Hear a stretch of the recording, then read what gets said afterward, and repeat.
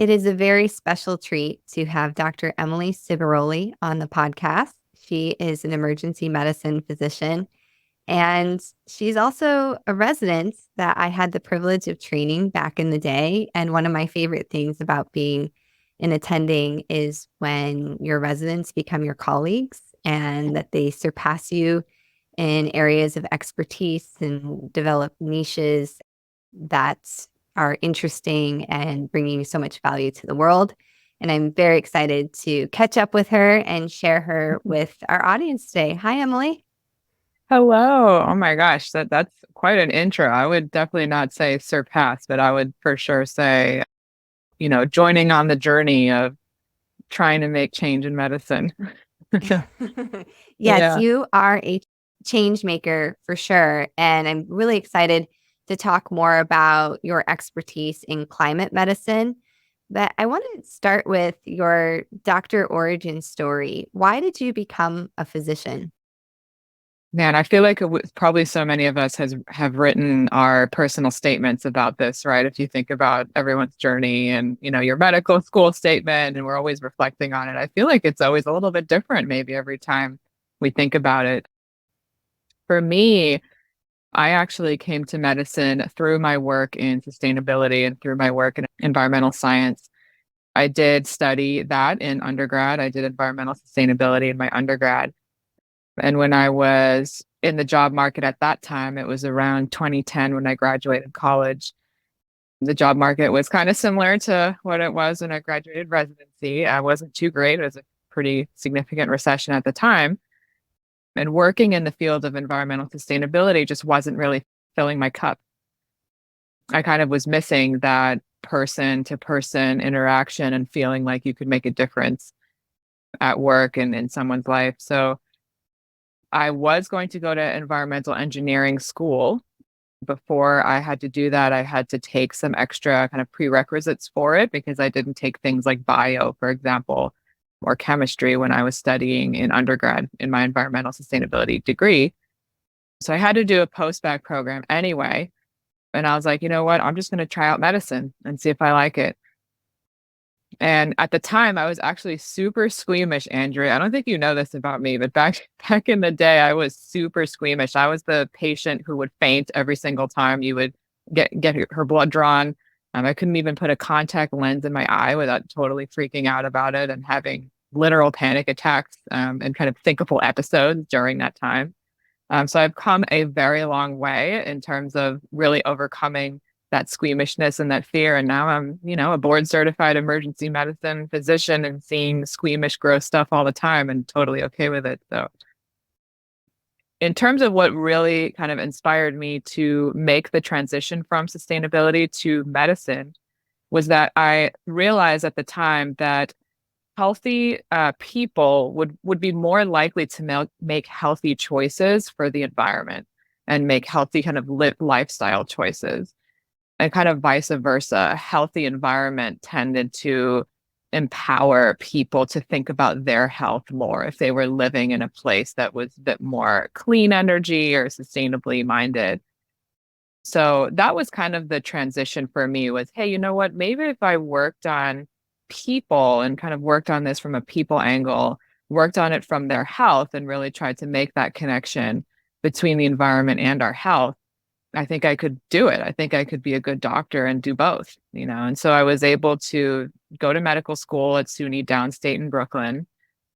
While I was a med student there, I was involved in some kind of wilderness type medicine subgroups. I was really interested in women's health at the time, public health at the time. And then it really kind of merged when I was a resident, when I was really working in the hospital, working in these clinical settings and seeing, wow, there's so much waste here. There's just so much more we could be doing from a sustainability perspective that the rest of the industry and other industries are really moving forward in that I had been exposed to in kind of my previous career and really seeing the healthcare sector lagging behind everyone else, really. And it was, bothersome. So I just kind of joined the movement when I was a resident, and then did my fellowship within a diploma in climate medicine and the National Physician Fellowship in Climate and Health Science Policy with the University of Colorado. I did that after I finished residence. And now I'm here, and now I'm still in that field and course director for their sustainability and healthcare course. I do consulting, I do lots of stuff that overfill my cup, I would say, at this point. I want to go back to something that you said, which I think is very unusual. So I think a lot of people have this feeling that if you get grossed out by stuff, there's no way you could overcome it. Because sometimes medical students or people that want to be a medical student, you know, listen to this podcast. How did you overcome that aversion to a lot of the challenging parts of being a doctor? Yeah, I think for me it was interesting because I don't have many doctors in my family. I had my mother and my uncle on my father's side, whom I'm very close with, both kind of tried to go into medicine, and neither one ended up finishing. One of them because, they were a little bit squeamish and they couldn't really do it. So for me, in my mind, when I was going through those moments, I really had this kind of belief that if I could just get over that squeamishness and get over these literal syncopal episodes and this kind of fear and anxiety that would happen, if I could just get over that kind of visceral hang up, that I could be a good doctor, that I loved science at the time. I loved people. I was a good critical thinker, and I was a great kind of people person. And I really just kind of felt that I could do it, if I could just get over this one thing that was really a problem, to be able to perform and be a physician. So I took it in pieces. I took it step by step. The first was I just tried to put a contact lens in my eye without freaking out about it and without feeling super squeamish. In order to get over that, I brought one of my best friends with me to my eye doctor appointment. No one else was really able to kind of talk sense into me except one of my best girlfriends. Her name is Abigail. So shout out to Abigail right now. And she brought me to my appointment. I was like, dude, you just need to just tell me I'm being crazy because, she wears contacts. All my friends wears contacts. Why can't I? Right. This was kind of the question in my head, right? There's so many people, so many doctors, so many nurses, hundreds of thousands of people in this field, and they seem to be able to get over this, right? This seems to not be a problem. So for me, I was like, there must be a way that the average person like myself can just get over it and do it. So it's just a matter of me trying to figure out what were the avenues that would help me feel comfortable enough to really move forward. So for the contact lenses, my friend brought me in and I was like freaking out with the doctor. He's like, yeah, I'd already been there like 6 times, trying every time, fainting every single time. This poor ophthalmologist that was trying to teach me how to put a contact lens in my eye.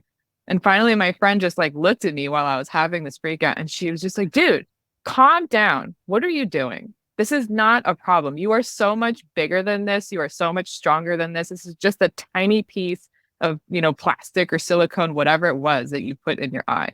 She's like, you can do this. And I did, and afterwards I just did. I just kind of stuck it in my eye and I realized, okay, this isn't that bad. And I'm not fainting. And okay, and even when the symptoms were coming on, when I was like, okay, well, I'm getting lightheaded, I'm getting palpitations. How do I move out of it? Okay, well, I've had this before and I didn't die and it wasn't dangerous and I was able to get through it all these other times before. So let me see if I could just ride this one out.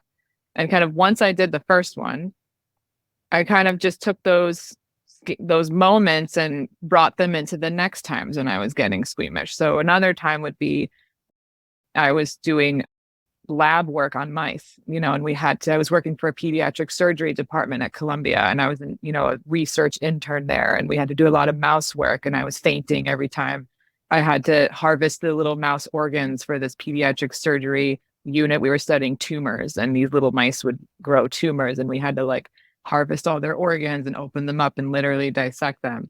Was fainting every time, for that. Forget it. That was like totally squeamish and gross to me. But then I would kind of, as I was doing it, I would walk myself through it and I'd be like, okay, this is just skin. I'm cutting through skin. And what is skin? Okay, skin is just a bunch of layers of cells. Okay, what are cells? Well, I remember learning about it in my biology class. I just took that exam. a cell is just a membrane and it's just made of proteins. It was kind of like a piece by piece, I guess, dissection, you would call it, or piece by piece breaking down of what is this thing that's scaring me so much and what is it made of? And what are these pieces? What are they really? And are the individual pieces themselves scary? Or, is there a reason for me to worry? So I was able to get through it that way. Blood, when I would see blood, I'd be like, okay, what actually is blood? Well, blood is something really important for us to survive. It's made of, again, little tiny, cute donut shaped little red cells. And it's in this plasma that's just a clear fluid and only looks red because there's so many of them. And doesn't mean that there's something life threatening going on if I see blood. It's just part of the human body and part of biology and it's normal. So I was able to kind of do it that way. And it carried with me a little bit through medical school. Every year it'd get less and less and less until eventually I got into, at the end of my med school, kind of beginning of residency, when I remember I was putting in my first central line and I started kind of getting those psychosomatic, kind of those somatic symptoms with the palpitations and the syncopal type feelings and being like, okay, now is absolutely not the time to faint because you're with a patient and this person really needs you. And I think that switch in my head was like, all right, you need to actually be there for this person. And whatever like silly fears you have in the past really don't matter right now. Just be there and you can do it. Go faint later, go faint in the bathroom later when, no one's watching. And then that kind of shifted it for me. And I haven't felt anything since. I haven't had any issues since then. So I know that was a long-winded answer, but it's kind of the the first time I think I've ever really shared it in that much depth with anyone. So yeah. Thank you. I think that's such a powerful message. And I heard so many things in there that are really based in, this psychology literature. One of my favorite books is Emotional Agility by Susan David. And what you're describing there is you were stepping out. You were observing, I'm having this reaction. I see myself doing it. And I'm thinking about this. Why am I doing this? It's metacognition there. Like, why am I thinking this Mm-hmm. way?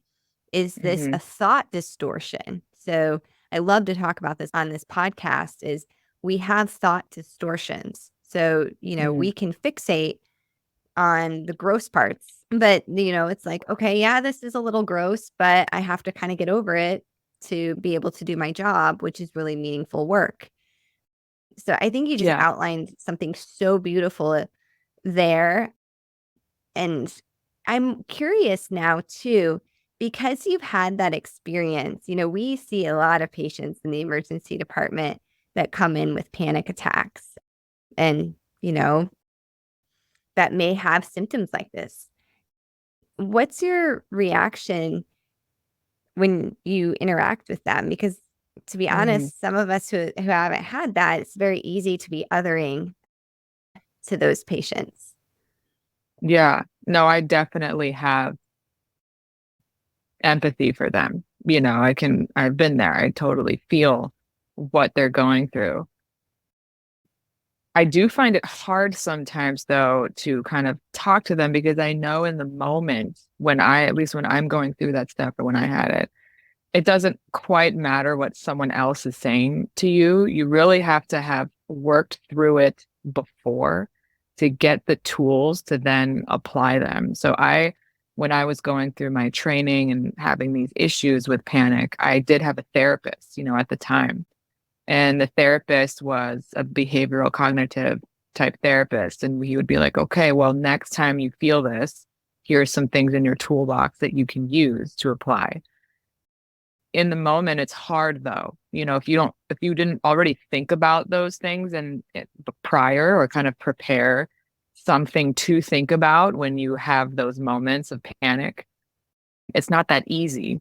So I think for me, when I see those patients, I really try to treat the symptoms. And if they're having palpitations, I'll do a propranolol. If they're having more of like the muscle type of, contractions and spasms and things, I'll do a benzo and I'll just be a little bit more liberal in my treatment of them and kind of try not to write it off because I know how scary those symptomatic feelings could be. If they're feeling syncopal or lightheaded, I might give them a liter of fluids, even if their vital signs are okay, just to make them feel like they're getting something. So I am a little bit more liberal with that. And then I do try to say at the end, hey, maybe if this is something that's altering your life or inhibiting you from moving forward, maybe you should really think about figuring out ways to have a toolbox before these things happen so that when they do, it doesn't take over your life, which is kind of what it was doing for me. Like it was preventing me from achieving my career goals, and what did I wanted to do in my life and what kind of job I wanted to have. So I would say, that's kind of how I approach those folks in the ER. Yeah. I love that so much. I want to Mhm. pivot now to what you brought up. And I thought this is fascinating. I didn't know your undergraduate background was sustainability. And so Yeah. you mentioned that you do climate medicine, which, for some listeners, they may not really be sure what that is. I honestly didn't know it was a field until I had met you more than a few years ago now. So can you walk us through what is climate medicine? Yeah. So climate medicine, I would say, is a interdisciplinary field of medicine where a clinician is trained in recognizing the health impacts of climate change or the health impacts of the environment on their patients. And in addition, tries to practice in a climate conscious manner, recognizing that the care we are delivering is affecting the planet in the same way that every other industry is affecting the planet and being conscious of how do we mitigate our climate footprint. That's kind of it in like a nutshell. It is a very new field. So yeah, I mean, even when you met me, Andrea, a few years ago, there were only a couple of physicians in the country formally trained in this, and a couple of them were just in EM. And, it started in EM in our field.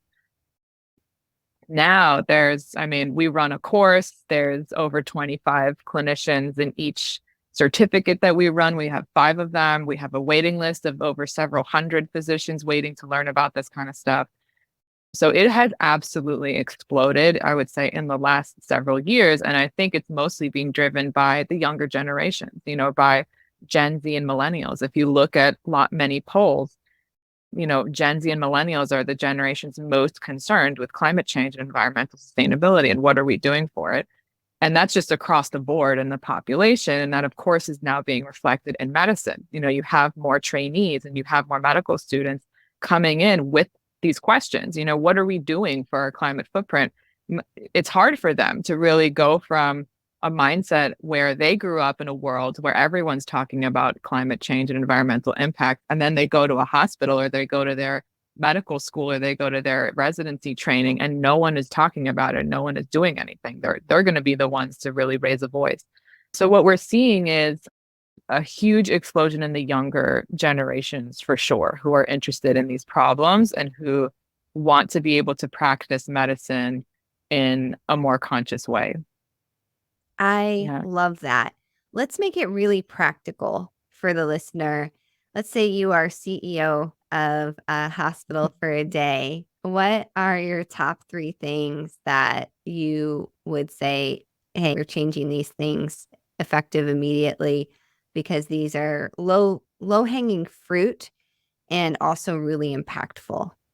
Wow, that's an amazing question. I really want to use that day well. If I was the CEO, I guess the first thing that comes to my mind is how I would say how tiered this problem really is and how folks at different levels can really get involved. So, what the CEO of the hospital will do on a daily basis is probably different from what a clinician, what you or I, like the boots on the ground folks, would do on a daily basis. But the point of this field and the point of the interdisciplinary aspect of climate medicine is that everybody needs to be at the table. It doesn't matter where you are in the hospital or where you work.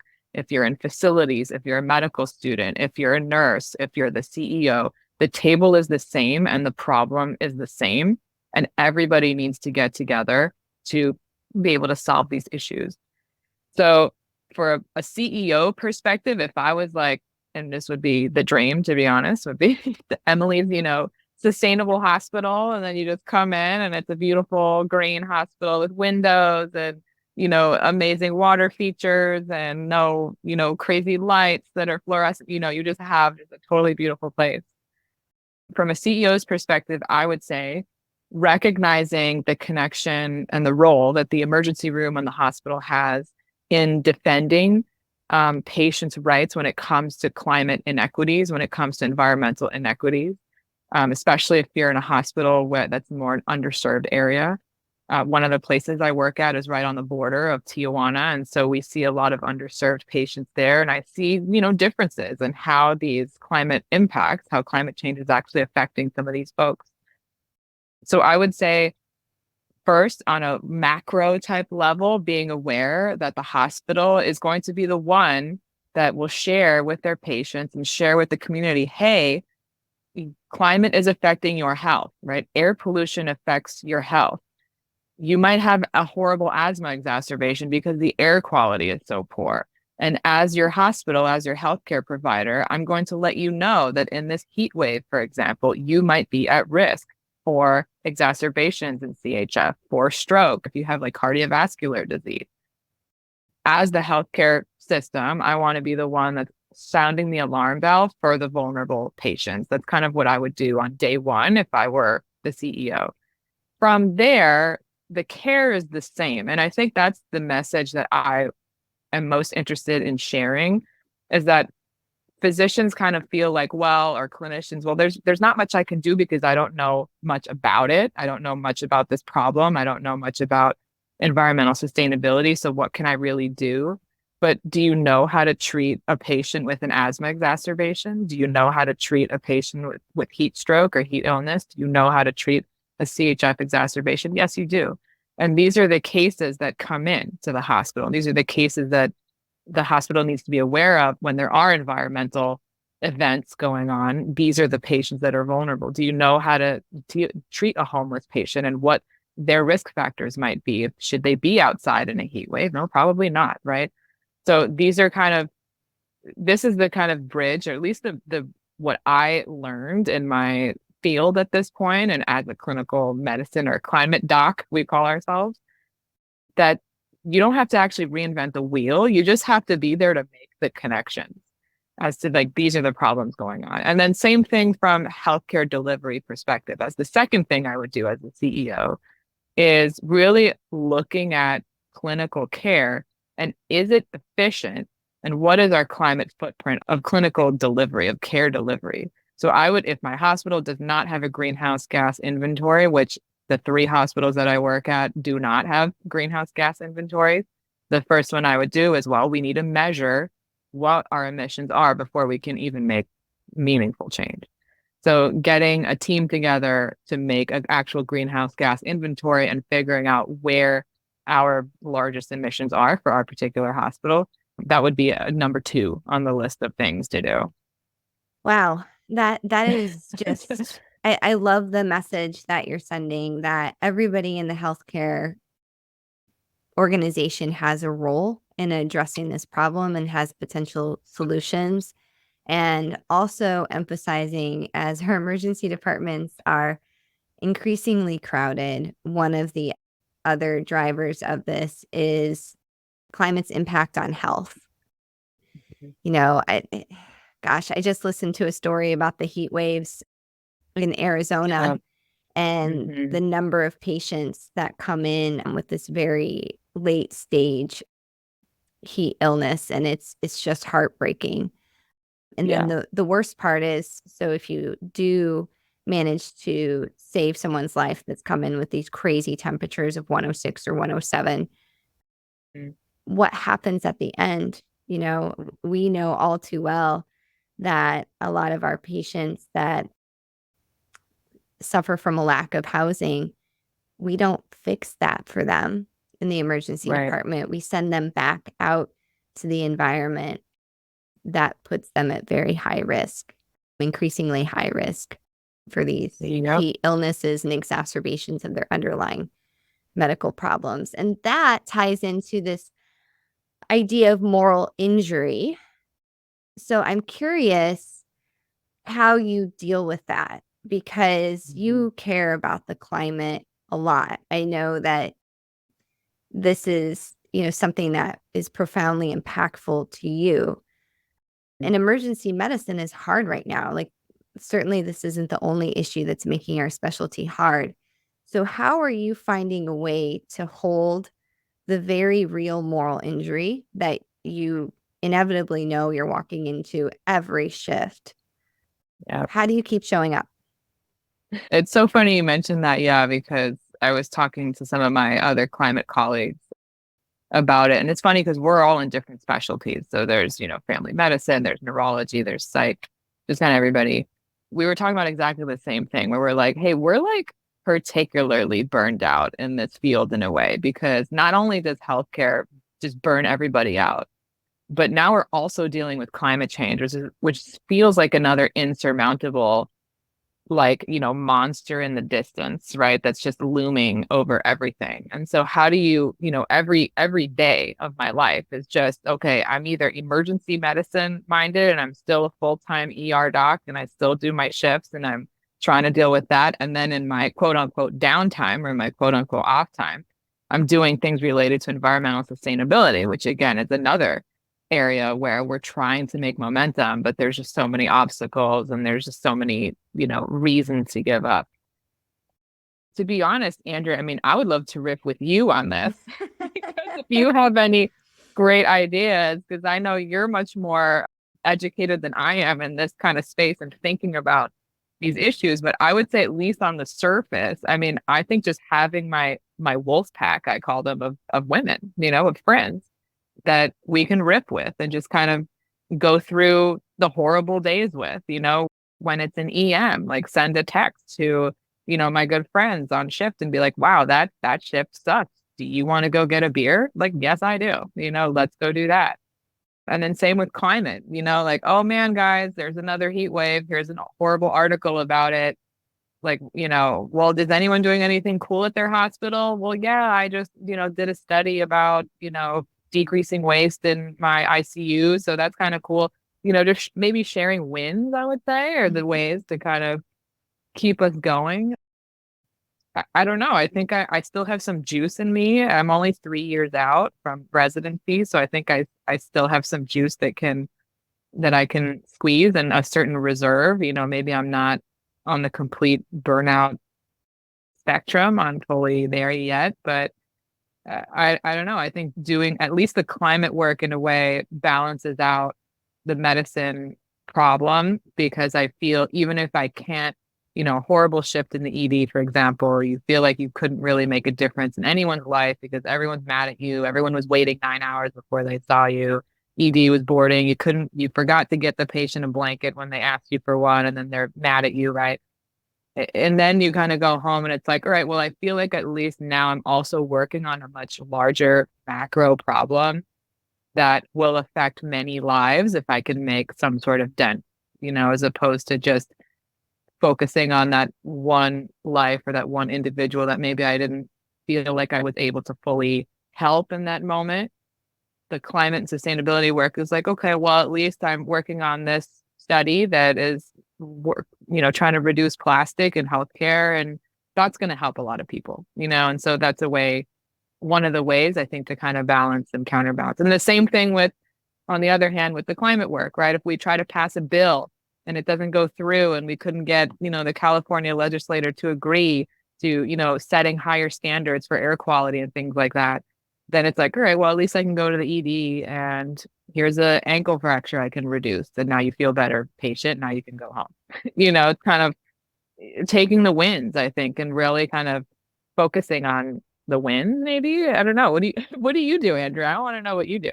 I think these are really wonderful things that you shared. And in my conversations with change makers and in the research that I'm doing on change makers, I think the number one thing is having a sense of your agency. So, what you just described there is, I felt agency, that I matter, that I have self-efficacy, that I reduced this ankle fracture, or I, put together something that was used to present to the state legislature on climate change. I did that.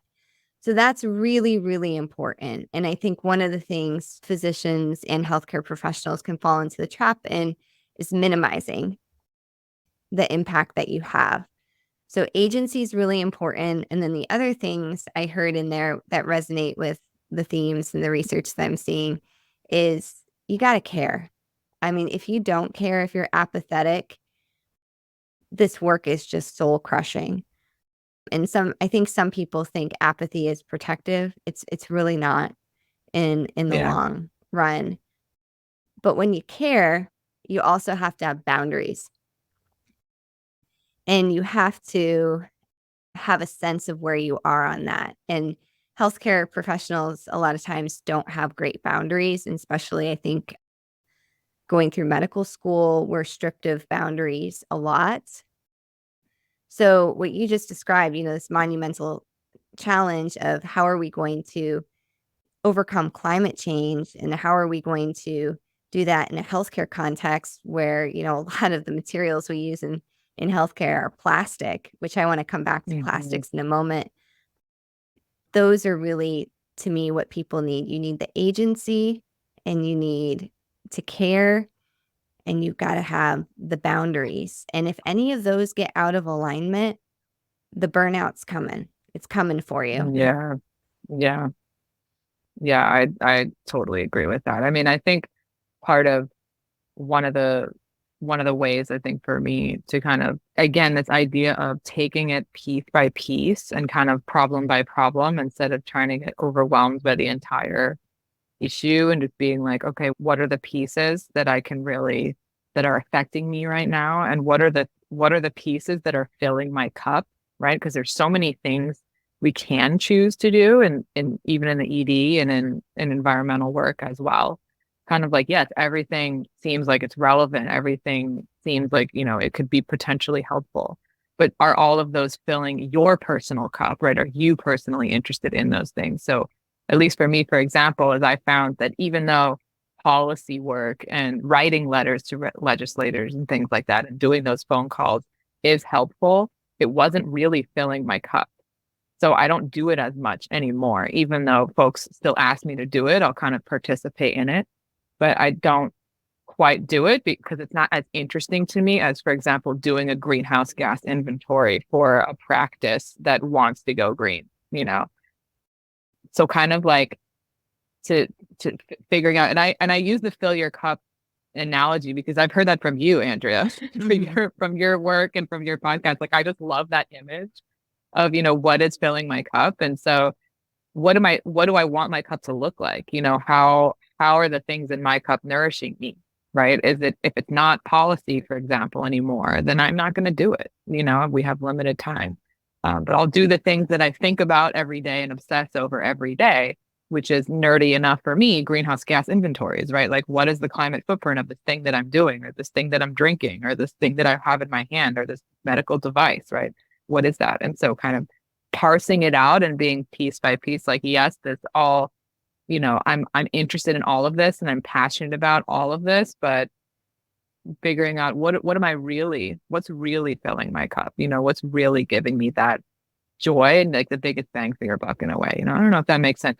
It totally does. I mean, what you're describing again is that metacognition piece of like in that Hmm. reflection of, and also like a humbleness. Like it's this line between being humble and like recognizing what your strengths are, what, may be interesting to you, but it's not really my strength.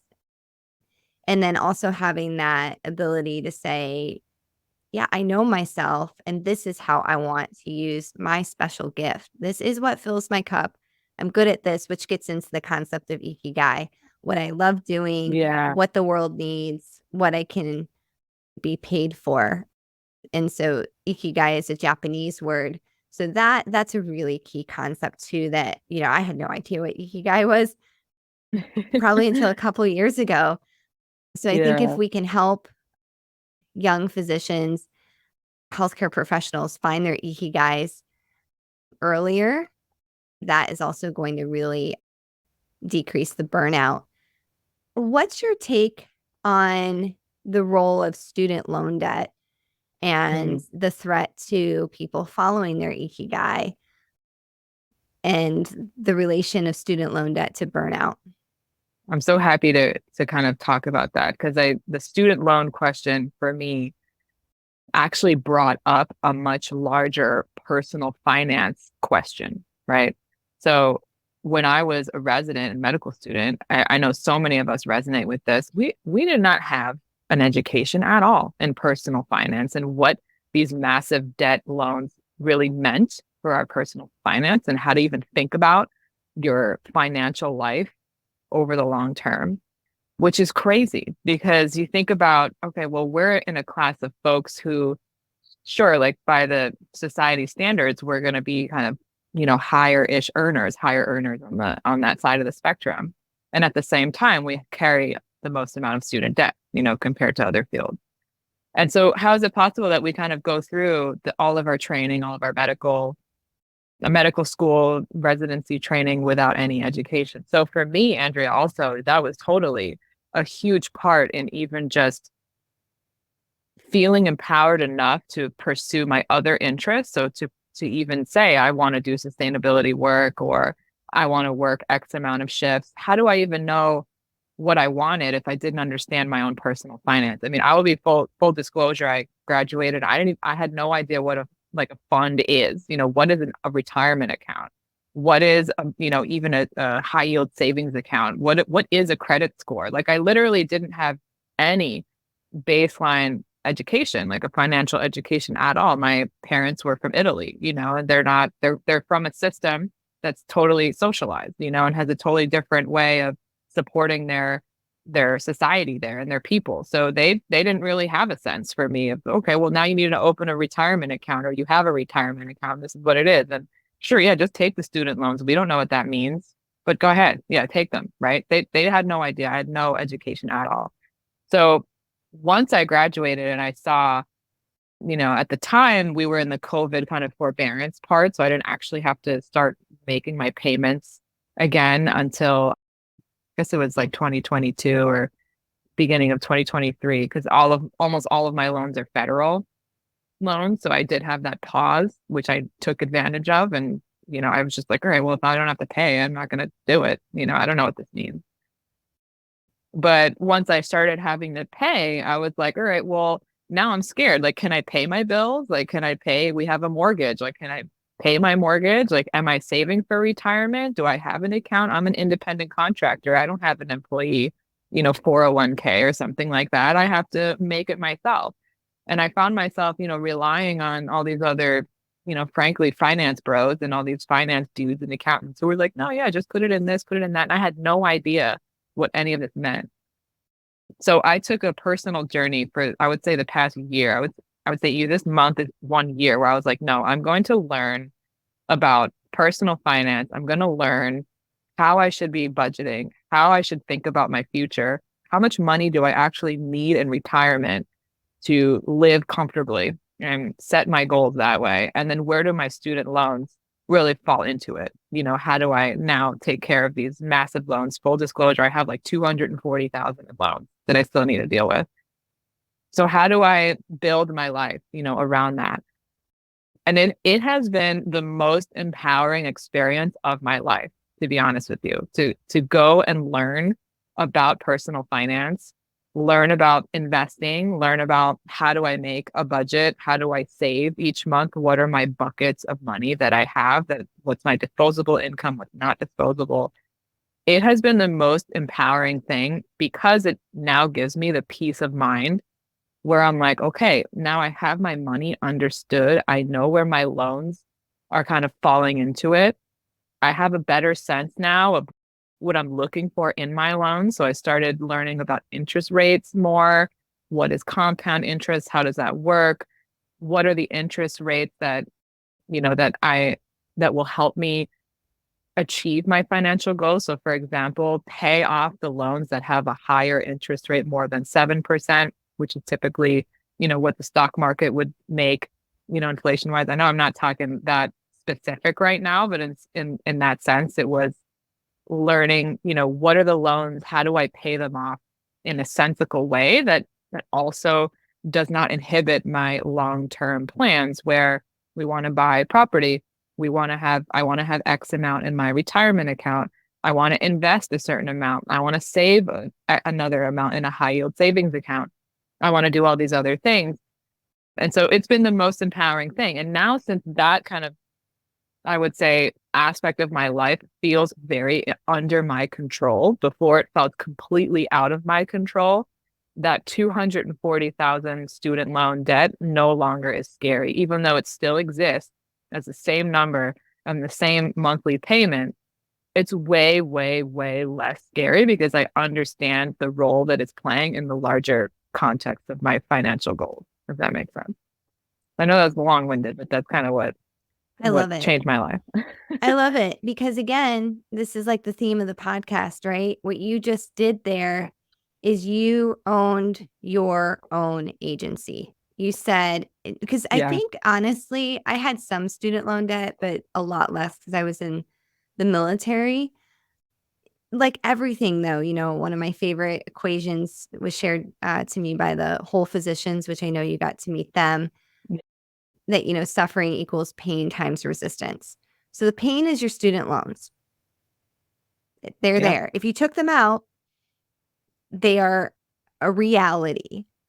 Hmm. And the resistance is how, a lot of times, is how upset you are about it, that it's not fair. Maybe I didn't understand how, big this was going to be. And I thought physician pay was going to be more, because we Yeah. know Yeah. that physician pay, effectively we've lost money, right? Because the Yeah. Medicare rates haven't gone up. And, we work in the emergency department, and, there's a statistic out there that only 30% of patients that go through an emergency department actually pay the bill associated with their care. Because Wow. if you're on Medicare or Medicaid, the state does and federal government does not pay at a rate that covers the associated care of their visit. Yeah. So Oh it my gosh. so it's just like mind-boggling. And so Yeah. those are all facts. There's some things we could do, some advocacy work, sure. But at the end of the day, that's not going to make your student loans go down. You know, Yeah. um, Hmm. we can pray that they're all going to be wiped off the map, and I wish they would. But honestly, I Hmm. think for high income earners, that's less likely to happen. So we're still left with this reality that we're upset about. But then the question is, so what are you going to do about that? And to Right. play the victim, most of us want to go through that. It's a phase you need to go through. Yeah. But then once you get done with that, what are you going to do? Yeah. And, how are you going to use your agency to get these paid off? And people do. It's not a Yeah. myth. People do pay off their student loans, even numbers as large as yours and larger. So I Yeah. love that message. And that we can have the power of and you're paying your student loans off, and you wish other people didn't have to have this amount of debt. We can have both things at the Yeah. same time. We can be working to pay down our debts and then be working to make the world better for the people coming up behind us. Absolutely. Absolutely. Yeah. I applaud that. As we start to wind down, there's one thing on my mind that's been bothering me a lot. We could probably do a whole podcast episode on it. But can Hmm. you talk to us a little bit about microplastics? Because here's my Yes. prediction. My prediction is that microplastics is going to be the environmental crisis of our generation. And we're going to find out that fertility and cancer and all these various things trace back to microplastics. And I'm really scared. I've had several people close to me recently be diagnosed with cancer, and it's been awful and surprising at their age. Not to use anecdote as a form of evidence, but I do want to use that as a backdrop right now for what's going on with microplastics. And is there anything we can do as individuals to protect ourselves and then also not contribute so much to the problem? Oh my gosh. This is such a, yes, we could do many podcasts about this. So yeah, I agree, Andrea. I mean, microplastics are, in my opinion, more of an imminent threat than climate change. And I know that's a spicy take for my field, and I can Bring already it. hear that I already hear my Colorado colleagues mad at me for saying that. But I really do think it is for all of the reasons that you just said. It's funny, did you happen to see there were two studies that were published this year about specifically microplastic being found in various places in the human body? Yeah. including sperm. Yep, testicular tissue. Yeah. Which Crazy. which is crazy. I mean, there's so much work already out there. The Endocrine Society has put out amazing papers and reviews on these things of these endocrine disrupting chemicals that are out there. Over 90% of them are associated with plastics. In the healthcare sector, like you and I, we're exposed, in my opinion, we're exposed to these things even more than the average person because we're dealing with these intense chemicals all day long that are used in hospitals. And yeah, it was those papers that were done. One was the testicular tissue one that where they literally found pieces of microplastic, like tiny pieces of plastic with an electron microscope. And that's like a buzzword from maybe medical school, if you guys remember, like what an electron microscope looks at. But literal physical pieces of plastic in between the cells of testicular tissue. And of course, has been absolutely associated with increased rates of reproductive cancers, increased rates of infertility, and then it affects every body system. I mean, they're finding connections between everything: Alzheimer's disease, diabetes. There's obesogens that are these chemicals, these endocrine disruptors that actually are associated with obesity, just independent of any other risk factors. You know, like if they're sedentary lifestyle, smoking, things like that. Independent of those, there's obesogens that are making folks overweight. I mean, it's just totally insane. And to me, I mean, these two studies, the one with the testicular tissue, there's also another one where they found them in atheromas and internal carotid artery plaques. Same thing, little teeny tiny pieces of microplastic in the plaques of these patients who had strokes and things like that. And they found that it was a 4.5 times increased risk of folks who had plastics for them getting things like stroke. You know, they had a 4.5% increased risk of stroke. And I'll send you the two papers too after if you want to take a look at them. So, I mean, to me, just those two studies alone, like, should be like headlines in New York Times and every major media outlet. That's like, guys, this is now fully in our bodies. This is in everyone's bodies. And the testicular tissue one, it was 100% of the subjects, the test subjects in the study had it, including the dogs. They looked at canine testicular tissue and it was 100% of the test subjects and dogs as well. I mean, it's just so ubiquitous. To me, the fact that it's not on every major media outlet is crazy. I mean, this is a huge, huge, huge, huge crisis. And I think, you know, tackling it is going to be particularly challenging in many different ways. The first reason is because plastics are so tied so closely with the fossil fuel industry. 95% of plastics come from the fossil fuel industry. They're derived from fossil fuels and petrochemicals, 95% of plastic, which is a lot of money. And if the climate kind of movement and the climate change, you know, movement has met the most resistance, it's with changing anything in the fossil fuel industry.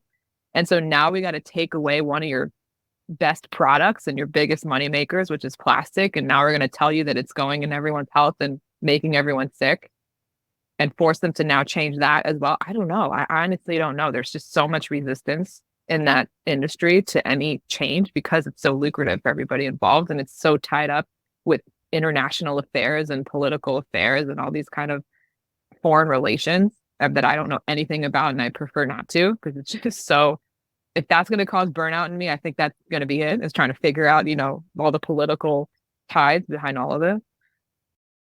So that's the first kind of problem I see with plastics is really how do we derive, you know, how do we move the industry away from making them? The second is that the alternatives that are out there aren't necessarily proven to be better. There's so many petrochemicals, there's tens of thousands of them, and only a handful of them, like a couple hundred maybe, are actually studied in terms of what are the effects on human health and how is it interacting with the body. There's a great group called the Environmental Working Group that does a lot on this, and how maybe some folks are familiar if you're someone who wants to choose like quote unquote cleaner products and products better for the environment. That's one way, you know, one group that's doing a lot of great work with that. So there's that kind of aspect of it is we don't even really know what these chemicals are doing and what these plastics are doing when they interact with the environment and when they interact with our health. And then the third huge problem that I find is studying this and really making a strong kind of data-driven case is going to be very difficult because number one, these plastics were never intended technically for human consumption. So, like, for example, that plastic carton where you're getting your salad in, right? Or your, the IV tubing and things like that, or the things you're handling at work, like all the plastics, right? Whatever. I'm just thinking off the top of my head, like a plastic speculum or something. They're not necessarily, they weren't actually invented and created for human consumption. So they got to bypass a lot of regulations with that. But what's happening is that these plastics, when we throw them out and they enter the waste stream, they enter the food chain and they enter the water cycle because they're in landfills and they're degrading. And these plastics are not degrading in the same way that a piece of paper would degrade, for example, where it just becomes a different matter in and of itself. These plastics are just becoming tiny and tiny and tiny, smaller versions of themselves that is entering our food chain. And now we're consuming them when initially they were not intended for us to do that. So we have no idea how to even really study that, because in order to do a randomized controlled trial, which would be the gold standard on how to really make the case, okay, get rid of this plastic, get rid of this chemical. In order to do that randomized controlled trial, you have all these ethical issues where it's like now you're going to expose a group of patients to something that causes harm, which are these chemicals that were not intended for human consumption in some way. And you're comparing them to a group that is not going to be exposed to that harm. Like no IRB is ever going to approve that. So we're kind of in this rock and hard place where it's going to be really difficult to try and make the case for getting rid of these things and really moving them out of our environment, because they're always going to be like, well, what's the data, really behind it? And it's kind of like, well, we don't really have that because there were so many ways that these things got into our lives by bypassing so many other regulations that now they're just ubiquitous. So I don't have, this is like, as you said, like, this is a really long conversation. How do we avoid it? How do we deal with this? It's a very large, multifaceted problem. I would say I can send it to you too afterwards. The Endocrine Society does have great guidelines on just being aware of where some of these harmful chemicals and microplastics are really coming from and just removing your exposure to them, So like things in beauty products like phthalates and stuff like that. And so there are ways to kind of avoid it and minimize your exposure as much as possible. But beyond that, as an individual, we're going to need really collective, large scale movements and regulation, frankly, to really get these massive, like, money making companies and industries to stop using these products, But there's a model in Europe. So, for example, when they start doing their regulations for getting rid of these types of products and these petrochemicals and things like that, they kind of have like a zero tolerance policy where if anywhere down the line this chemical, chemical X was shown to possibly negatively impact human health, they ban it. Whereas in the US, our FDA and kind of our regulatory bodies, they have a more like risk related assessment. So it's like, well, what is the smallest amount of exposure that we can have to this thing that will lead to a health impact? So it's kind of like, even if you're exposed to a little bit of it, it's not a big deal because they think, the studies aren't really showing that it's having much of a health impact. So they won't really ban it. It's called kind of like a risk hazard assessment, they call it, as opposed to a harm hazard assessment. So Europe, for example, they kind of, if there's any inkling that it's not good for humans, they get rid of it. Whereas the US, it's a little bit more complicated and they're more like, okay, well, how much is it really increasing people's risk if they are exposed to it? So it's a totally different kind of mindset, different framework. And you can see how it is open for loopholes. It could be open for any interpretation. It's much more open to interpretation that way. But there is a model, other countries are are aware and they're kind of doing it. And I think if we can just show, in the US that, hey, look, these models are working in other places, maybe will kind of come around, to it. I don't know, it's kind of I hate that. I want to give messages of hope, but I also want to give messages of caution because you just have to be cautious right now. We're kind of in a world, as you said, where all these connections are being made. Absolutely, there's higher risk rates of cancer in younger and younger people. Like, is it because our DNA is changing evolutionarily? I mean, I personally don't think so. I think it's all of these chemicals in the environment that we're exposed to constantly that our grandparents and parents were not exposed to as often. Wow. Well, we'll definitely have to have you back on the podcast to talk more about that. But as we wind down, we just talked about some heavy stuff. What's We keeping did. you optimistic? What's keeping you going? Ooh, I love that. Yeah. What's keeping me going is a lot of the work that I do. I work with trainees still. I work with students. I work with kind of up and coming medical students, residents who are really, really interested in this work. The ideas that are coming down from the younger generation, the enthusiasm, the passion, and frankly, the kind of baseline awareness and education is so much better than what it was even when I just started 7, 8 years ago in this kind of climate medicine world. It's just incredible. One of the jobs I have is I work on the Physician Advisory Council with Healthcare Without Harm, and I help with the Emerging Physician Leader Award system. And so every year I get to look at all the work that medical students are submitting and residents submitting, all these ideas for projects, what they're doing. And it's just every year the caliber is just exponentially better.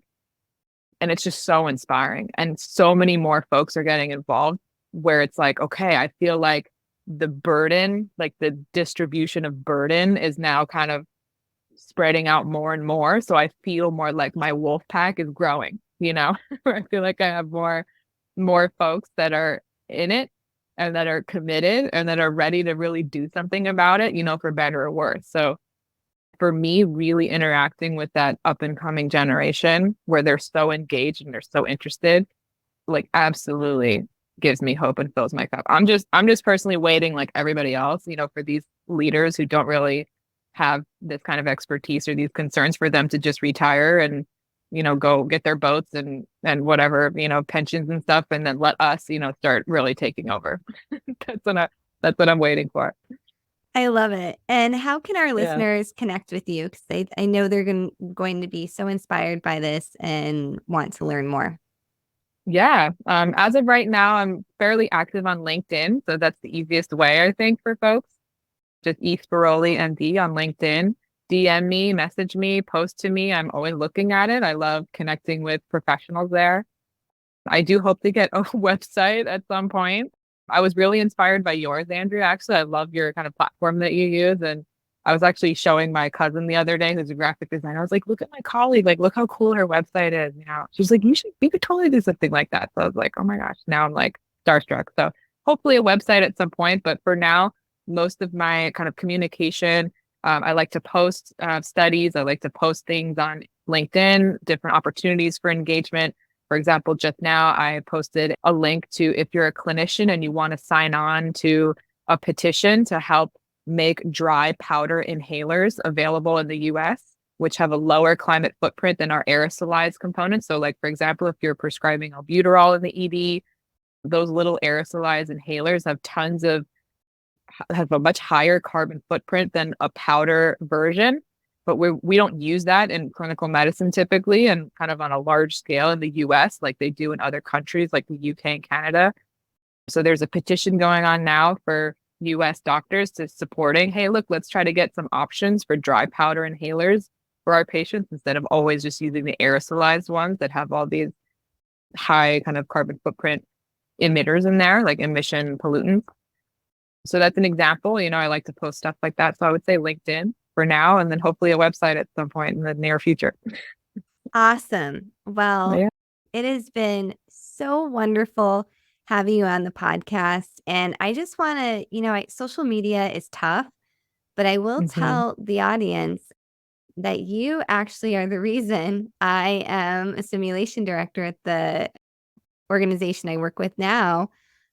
You DM'd me on Yes, I did. Twitter, which is now X, sharing a job opportunity. So there's so many great lessons in there. Everyone should treat everyone great. That's Mm-hmm. number one. And, it doesn't take long before your residents become your colleagues Mm-hmm. and, are at the time, like, we weren't, friends. I was your attending, you were a resident. We were friendly, but not Mm-hmm. friends. Yeah. And what the networking literature shows is that, quote, weak ties are more likely to help you get a job than a Oh, no strong way. tie. Yeah. How So cool. tend to your networking garden, tend to your Yes. networking garden and cultivate. And, I talk about it in the book that I'm writing and that will come out this fall. This is about connections, right? I mean, I was always curious about your career. I'm very motivated by the climate change. I'm not going to do what you're doing, but I wanted to support that and I wanted to hear, what you were doing. And by cultivating that connection, I wasn't thinking like, oh, Emily will then message me a job. That was not in No. my realm of thoughts, but I just want to encourage the audience, cultivate connections. And before you know Yes. it, your residents become your colleagues. So you should treat them well and teach them anyway. But sometimes it ends up coming back in a really cool way. So thank It you, does. Emily. It's Of wonderful to course. have you as a colleague. Well, this is our wolf pack in the making. Now we're wolf pack mates. We More than are. I more love than that. that. This is the wolf pack. These I are the love wolf that. pack. Yeah. Yeah, So, well, you thank you read so much for having me. Yeah, it was amazing. Abby Wambach's book, Wolfpack? Have No, you? I've Oh never heard my of that. God. Okay. All right. So stop what you're doing right now. Anybody listening, if you have not read Abby Wambach's Wolfpack book, which she's also adapted for, I believe, a young women adolescent version. Yeah. Well, Emily, we could do this forever. Thank you so much We for being could. on the show. Oh my gosh, thank you for having me. This was amazing, Andrea. I'll see you on shift.